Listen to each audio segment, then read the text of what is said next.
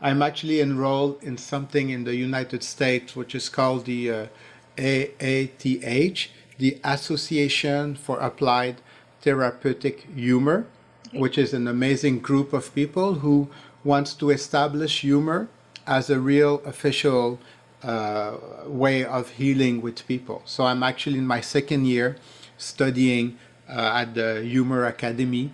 It's a 3-year program. And I've also developed now my 7-step program to help people heal their life, to find the life they really want to live, of which laughter yoga is just a small part of it. Mm. Yeah. Can you tell me more about that?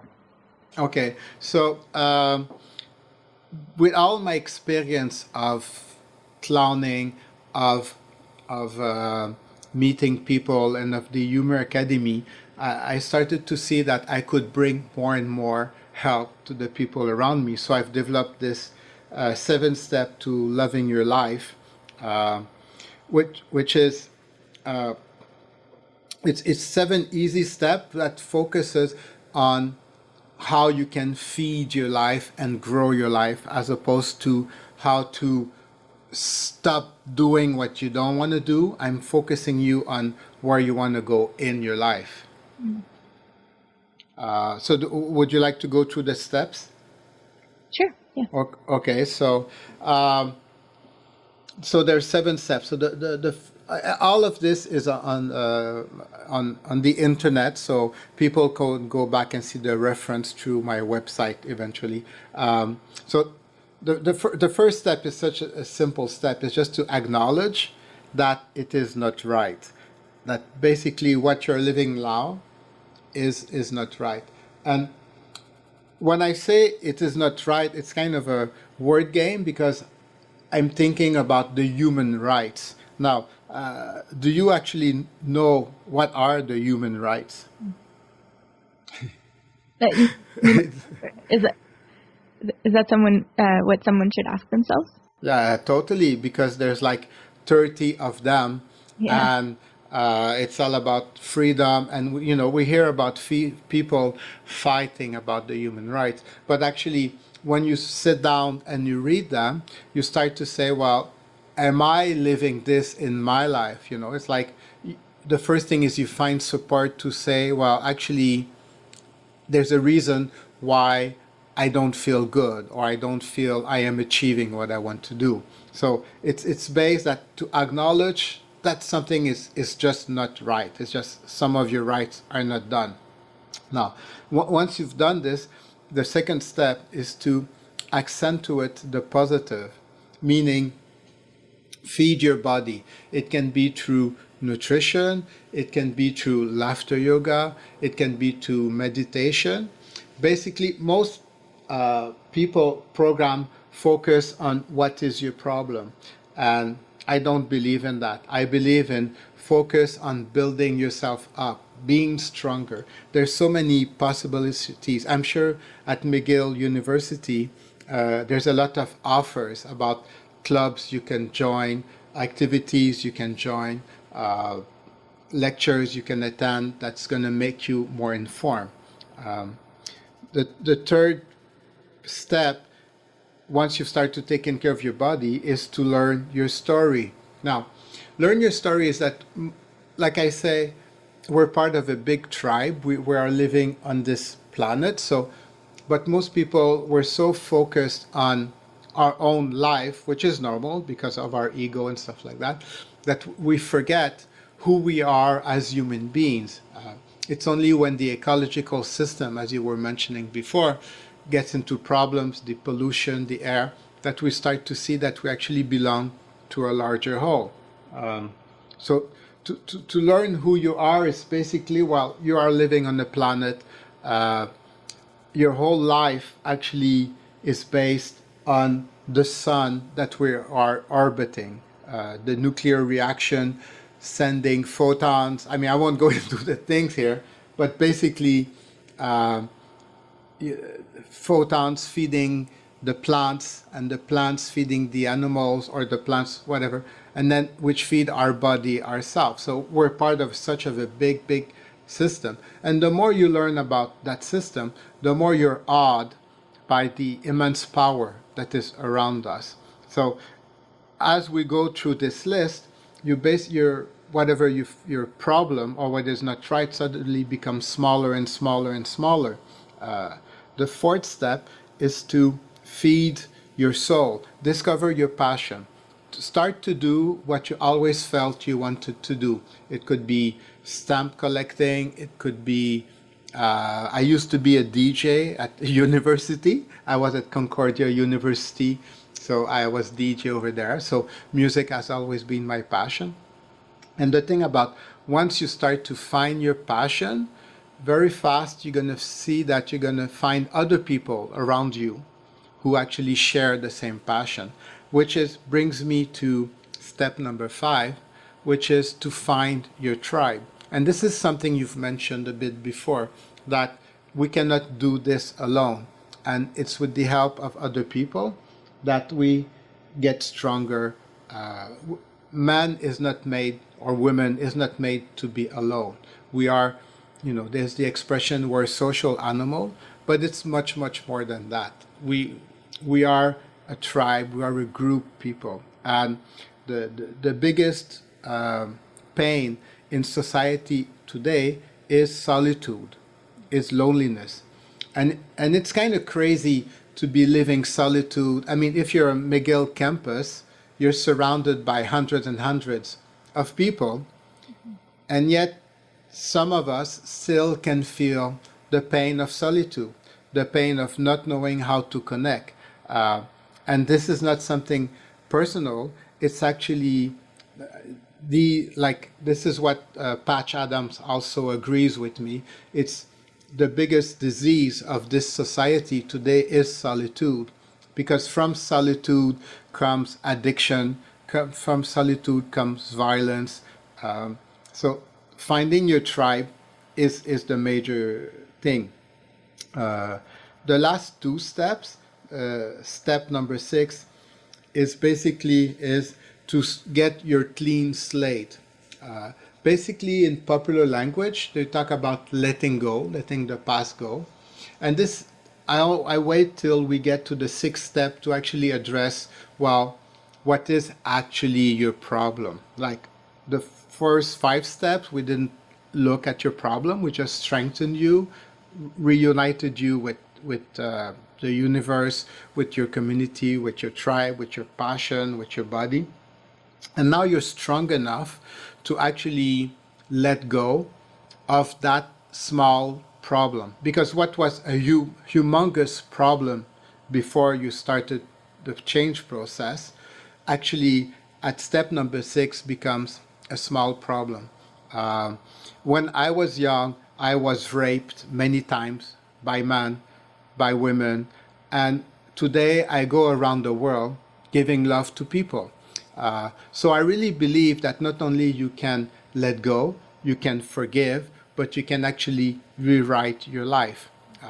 We are free to do what we want with our own life. So the idea of the clean slate is to come to the realization, and I'm helping you in each of these steps, to a realization that being vengeful or not letting go of your past is basically drinking poison yourself in the hope that you're going to hurt somebody else. And most of the time, the other people not only don't care about you, well, first of all, they didn't care about you at first if they hurt you, and most of all, they don't even think about you anymore. So the idea is that today, I decide that each nanosecond of my life is about giving love, is about building a better society, a better world. And with this in mind, it's impossible for me to keep thinking about the past. Each moment I give to the past is moments I've lost about building the future. So I know that's a hard step, and it's in such a short talking to you, it's hard to go through the different steps of it. But then it leads us to step number 7, which is reboot and launch. Now, we all have computers today. They all kind of freeze or don't work anymore. So what do you do after that? Well, basically you reboot. And once you reboot, you see the programs you have, and then you see the programs you need to go further. And that's it. But there's no emotional attachment. And this is the last step is you've got your clean slate. You do inventory of basically, well, I know these skills. I know I can do this and this and this. And I know now because of my passion where I want to go in my life. So all you need to do now is to go and get whatever information you need to launch your life in your new direction. So basically your past is all gone. It's wiped clean. It's non-existent. And you're free to just do your life as you wish. Beautiful. Thank you for sharing personal experience as well. And so I have one question about this approach. Do you find that it's very linear, or like is it more cyclical? And do you find yourself returning to the beginning sometimes? Oh, I love your question, because it is, you get cyclical or like an onion, I totally agree. It's, I will always be rebooting and relaunching until I move on to whatever happens when you pass away and when you're dead. But what I know now is that each second I'm alive, I'm doing the best of what I can give to this world, of what I can give to this universe. So it doesn't matter if it's cyclic. It doesn't matter if I come back. It doesn't matter if I still have things to heal, because each second I breathe, I know I'm giving the all best of myself. Yeah, because it's it's a person's right to be respected. Exactly. So if your humor is not respecting someone, then it shouldn't be. Yeah, and most of us have been through, if not all of us has been, in our first relationship, as we learn to fall in love or to develop friendship. I mean, we've been burnt so many times, which is fine. It's just trial and error, and that's and when we are burnt, if I use that expression, it's because we just didn't know what it meant to respect ourselves. Once you know that actually the other person didn't do anything wrong, I just gave them the space to do it to do it to me. But if I knew that my basic human right was respect, it would never have happened. Whatever abusive relationship or difficult relationship. It's hard for most people to get that piece of the puzzle coming in, that the other person can only do whatever space you give them to do. And once you know your own space, you basically become untouchable. You basically become a strong, powerful, wonderful, and even I go, each one of us is a gift from the universe to everyone here. Once you live from that standpoint, that you are a gift, then nobody can put you down. Nobody can lack respect for you. But it's a process. Yeah, reminds me of something that the Dalai Lama told one of my friends. That she was able to meet him, and she asked him, what is the most important thing I can teach my fellow young people? And he said, self-confidence is the greatest gift you can give someone. Of empowering people, and also the strength that comes from knowing that you are worthy. So yeah. Yeah, this is all like once we get to the common themes of life. Also, something I've well, not I've learned, but I've came up. My conclusion is that because you talk about Buddhism and they talk about a lot about suffering, and I don't really am at the same mind with Buddhism because for me it's much simpler. Is that for me all suffering in life is man-made. There's no. It's not about Buddhism talk about need or giving up or whatnot. For me, it's much simple. All suffering in life, all of it, like really all of it, is made by the mental thinking, the man thoughts. There's no suffering in life. There's no existence. There's no point of suffering. Now I know when I say this, people say, "Yeah, but what about floods, earthquakes, disease, and stuff like that?" Well, just imagine, take any event happening around the world now, or even natural event. If we were in a world where there's a big earthquake, and we live in a world of love and caring, then people, the victims of the earthquake, would be right away. They would be helped. There would never be anyone left behind. Even in the middle of the earthquake, they would know that, okay, 5 minutes later, I'm going to get help from around the world because they love me.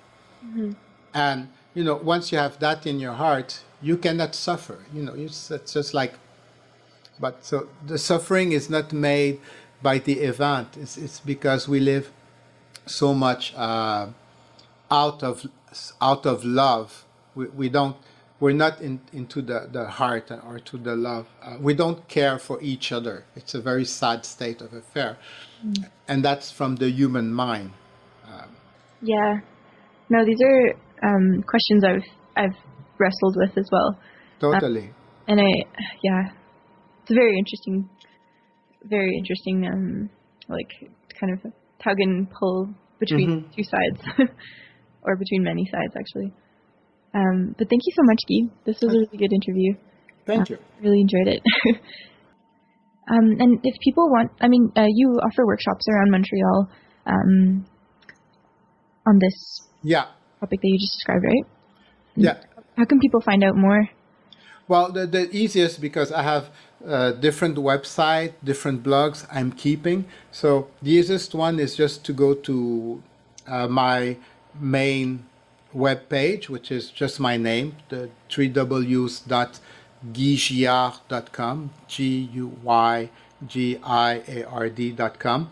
And once you're there, that's like a hub. And then from there, I post link to my 7 steps program, to my lectures. And also, if you want to become friends on Facebook, it will be my pleasure. I love being surrounded with people. I love exchanging with people. If you have any questions about what we've talked today, it's going to be my utmost pleasure to talk to you, to send you to some resources that might be more specific to you, and to meet you eventually.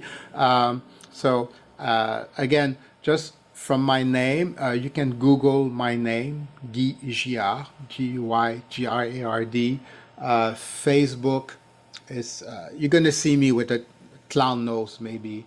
I'm just easy to find. So just my name, and from there it's a hub. The rest will come. Thank you so much.